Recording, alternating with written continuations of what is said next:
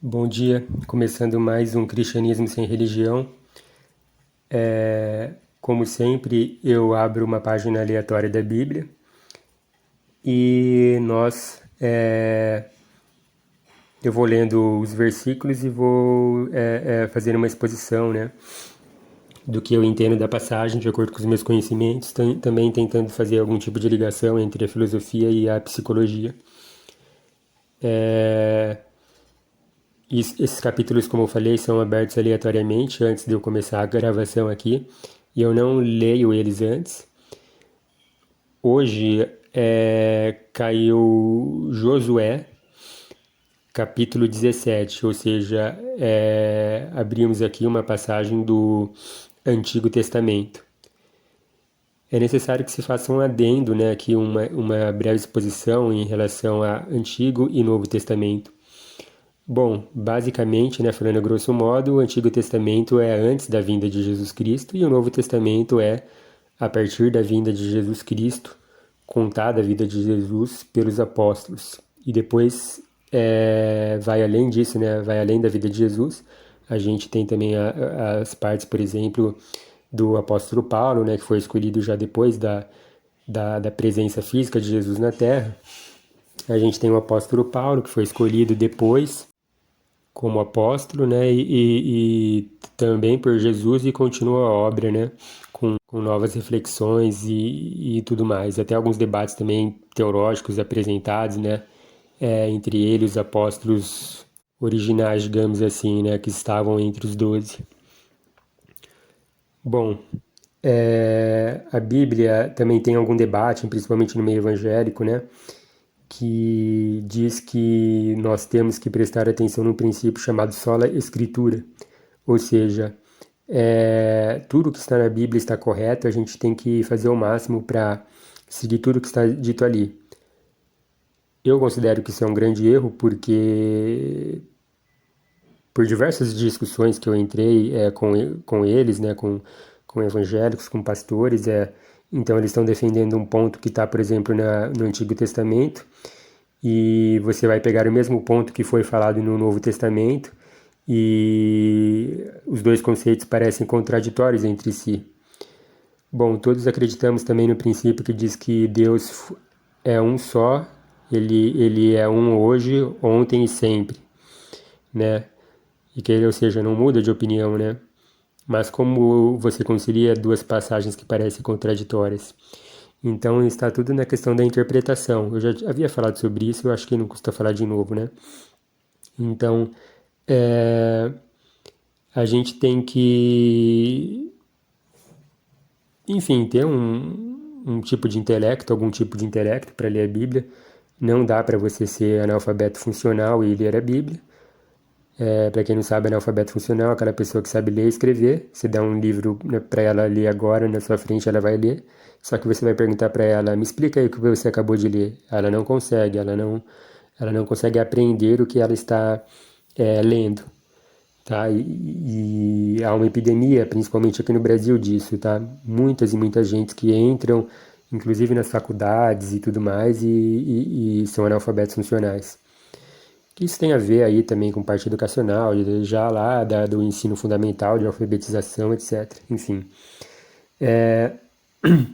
E só quem não é analfabeto funcional, quem foi devidamente alfabetizado, vai conseguir compreender quando você está falando uma ironia, quando você está falando uma coisa alegórica, quando você está fazendo uma metáfora, quando você está só traçando um paralelo e não está para dar um exemplo e não está falando aquilo literalmente, tá? Então precisa dessa parte. Aí os defensores da ignorância, como eu chamo, eles acreditam que, olha, você pode até ser analfabeto funcional, você vai ler aqui e o Espírito Santo vai abrir a sua mente para que você compreenda o que está sendo dito ali. Eu não concordo com isso. Eu acho que, como falei, você tem que ter inteligência para ler, discernir tudo que está escrito ali. E as passagens bíblicas têm diversas nuances, né? Em que, por exemplo, você pode ler a mesma passagem e você pode, a partir daí, surgir diversas interpretações, suas mesmo, tá? sobre aquele capítulo, né? Eu mesmo já cheguei a ler um capítulo. Se me perguntar o que você acabou de ler, sobre o que está sendo falado aí, eu vou dar uma interpretação. Passa algum tempo, alguns anos, talvez eu adquiri mais experiência de vida, talvez, eu não sei, até mesmo como eles falam, o Espírito Santo está atuando mais sobre mim, e então meus olhos espirituais estão mais abertos, digamos assim, e aí tenho uma outra interpretação. Passa um tempo, daqui a alguns anos volto no capítulo e tenho outra interpretação. Tá? Isso é possível na Bíblia. Nem sempre na Bíblia existe uma questão ali de figura fundo ali, eu não sei se esse é o termo correto, sabe? Que você vai ler a história e vai ter um ensinamento moral ali, né? Algumas passagens, principalmente no Antigo Testamento, e é por isso que eu estou fazendo toda essa introdução antes, aí simplesmente é um livro de história mesmo, né? Tem tanta gente evangélica que também fala, não leia a Bíblia como simplesmente um livro de história. Claro que não, é realmente ali contando a história do Deus vivo, né, de Jesus Cristo, mas alguns trechos da Bíblia, sim, realmente são. Simplesmente é uma parte de um livro de história, um registro. Né? Tem capítulo da Bíblia ali que está falando, por exemplo, quais são as medidas do Templo de Salomão, digamos assim, né, que fica lá, olha, o pátio tem tantos metros por tantos metros, né? Qual que é o ensinamento disso daí, né? Não tem nenhum. E aí claramente está vendo que é algo literal ali, uma curiosidade. Ou quando vai contando ali tem capítulo que vai contando toda a linhagem de Jesus, né, a partir dele para trás.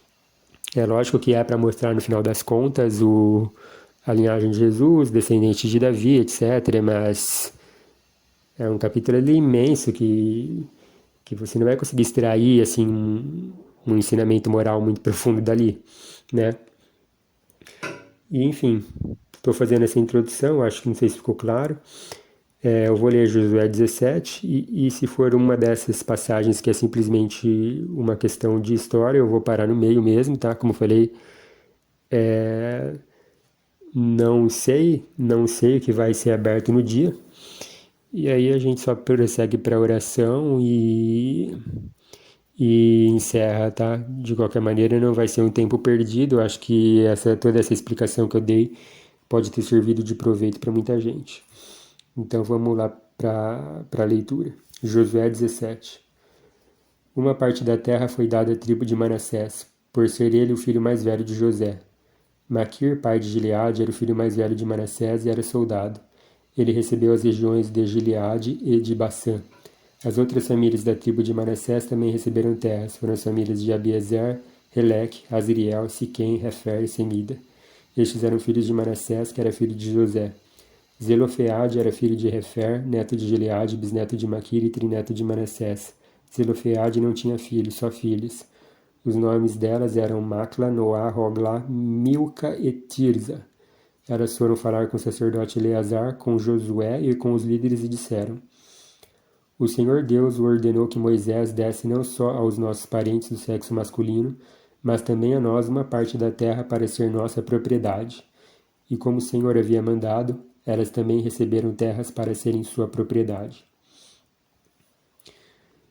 Ó, pelo menos daqui já conseguimos extrair aí algum tipo de ensinamento, né?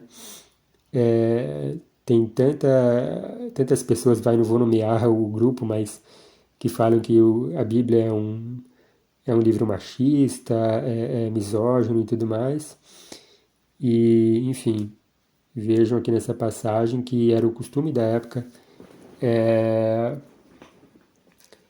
dar partes da terra, e eu acredito que em questões de herança só para homens, e, e Deus, né, dá uma ordem a Moisés que dê também a parte às mulheres, né? Não faça esse tipo de exceção. Assim, Manassés recebeu a região de Gileade e Bassã, no lado leste do rio Jordão, e recebeu também 10 partes no lado oeste. Isso porque tanto suas filhas como seus filhos receberam terras. A região de Gileade foi dada aos outros descendentes de Manassés. Então, pessoal, aí quando alguém vier com esses papinhos aí, que a Bíblia é machista, etc., a gente já pode mandar, pedir para que eles leiam esse capítulo 17 de Josué, tá bom? Como prova. As terras da tribo de Manassés iam desde as terras da tribo de Asser até a cidade de Micmeta, a leste de Siquém. A divisa dessas terras ia para o sul, até onde morava o povo de En-Tapua. A terra de Tapua pertencia à tribo de Manassés, mas a cidade de Tapua, na divisa, era dos descendentes de Efraim. De En-Tapua, a divisa descia até o ribeirão de Caná. As cidades ao sul do ribeirão eram da tribo de Efraim, embora estivessem entre as cidades dos descendentes de Manassés. A divisa das terras de Manassés continuava pelo lado norte do ribeirão e terminava no mar Mediterrâneo. Olha, aqui realmente essa parte não, daqui para frente não vale a pena contar, tá? Ele só está situando no mapa ali onde que ficam essas terras. Não tem por que a gente saber disso aqui agora, tá? Como eu falei, nem tudo que está na Bíblia ali é uma questão de ter um ensinamento contido por trás. Também era usado, tá? Principalmente no Antigo Testamento, como um livro de história comum, sim.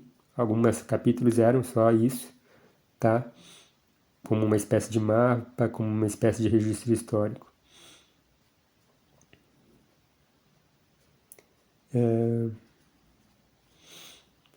Vamos continuar então no versículo 12. Mas o povo de Manassés não conseguiu expulsar os moradores dessas cidades e por isso os cananeus continuaram a morar nelas. E mesmo quando os israelitas se tornaram fortes, não expulsaram todos os cananeus, mas os obrigaram a trabalhar para eles.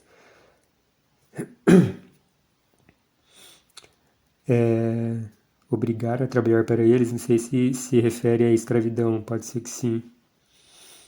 As famílias das tribos de José disseram a Josué: Por que é que você nos deu só uma parte da terra para ser nossa propriedade?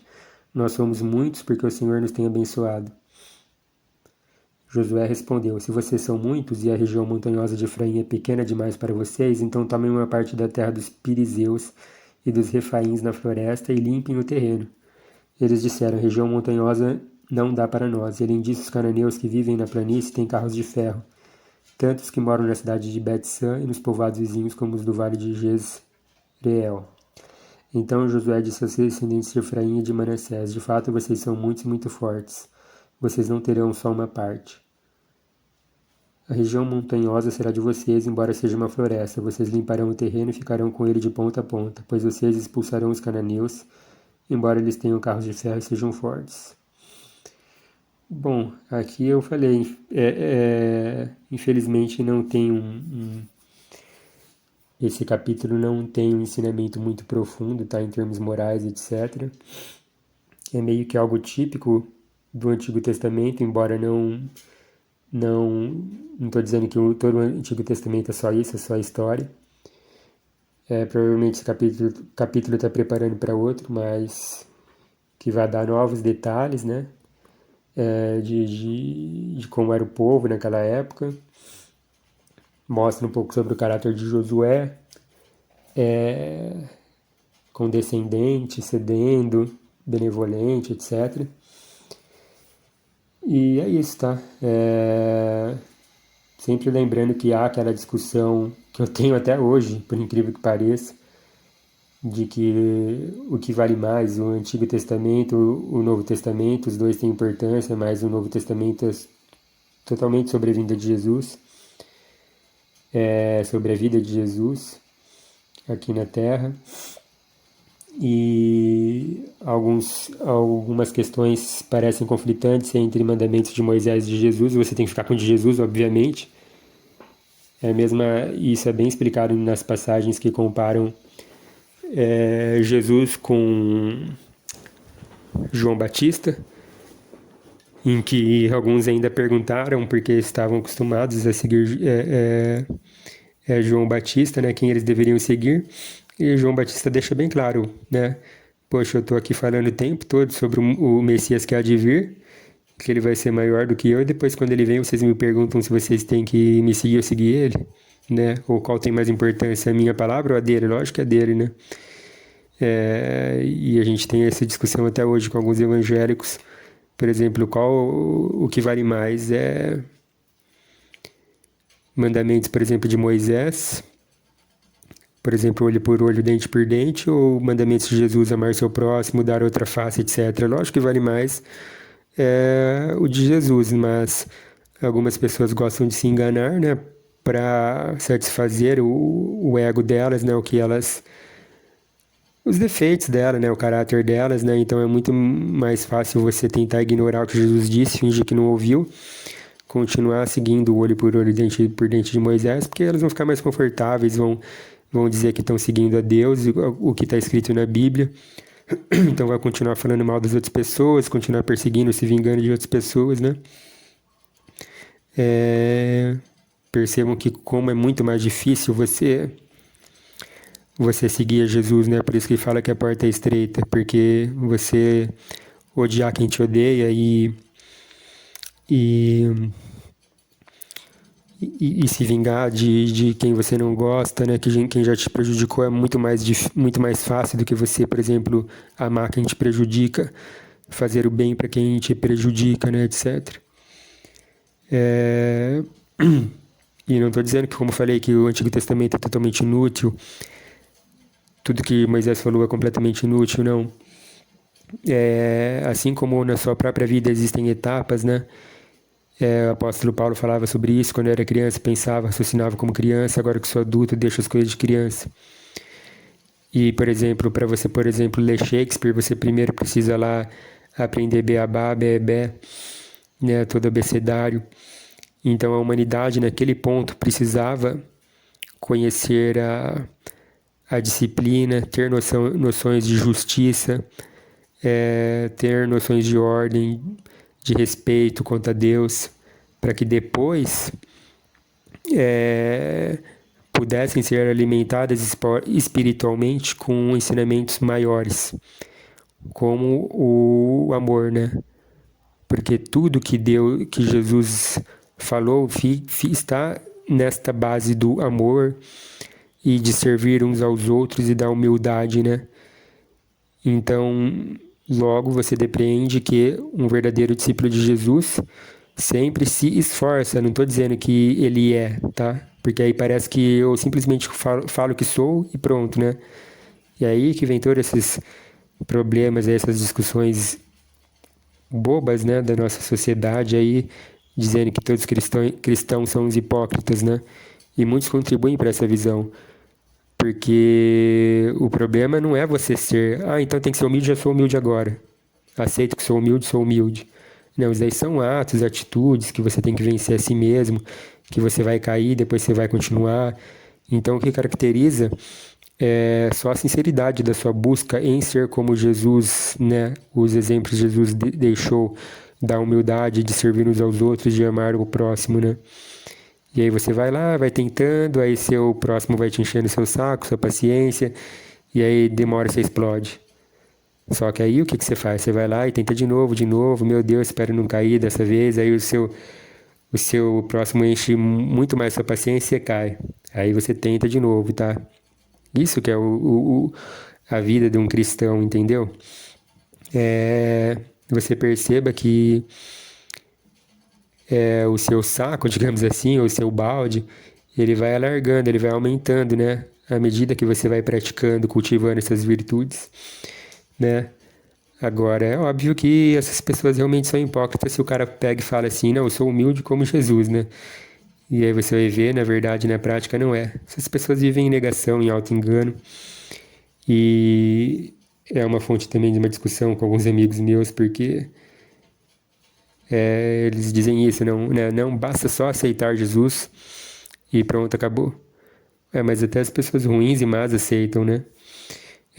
O diabo acredita em Jesus, ele sabe que existe. Mas para mim é tudo questão de prática, né? Posso estar errado, mas é questão de tentar praticar as virtudes, porque Jesus mesmo disse, né? Olha, não falou assim nesses termos, né? Olha, se vocês quiserem ser como eu, praticar virtudes, praticar não, né?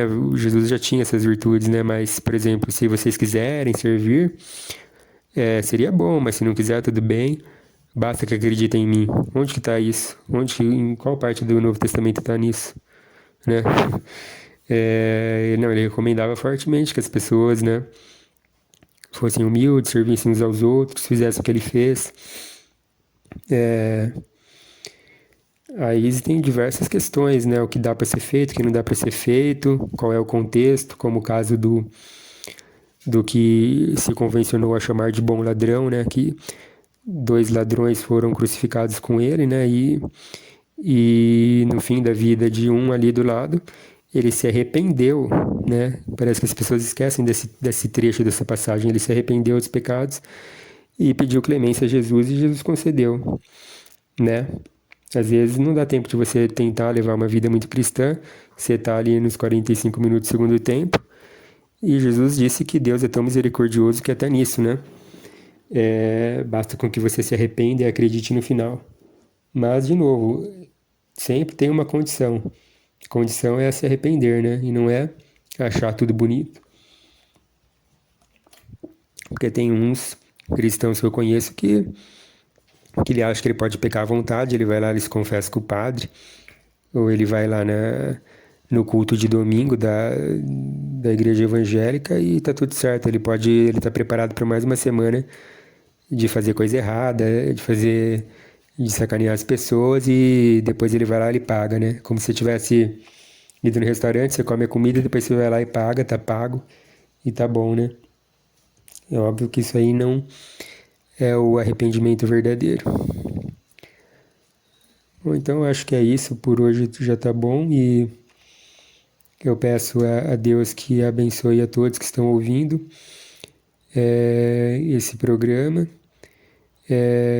que a gente sempre possa se lembrar de todos os ensinamentos, eles possam estar sempre vivos na nossa cabeça, para que a gente consiga agradar mais a Deus, agindo, se comportando e deixando, permitindo que nós possamos transparecer toda essa sabedoria e entendimentos vindos da parte de Deus. Em nome do Senhor Jesus Cristo, que assim seja. Amém. Muito obrigado, pessoal, e até a próxima.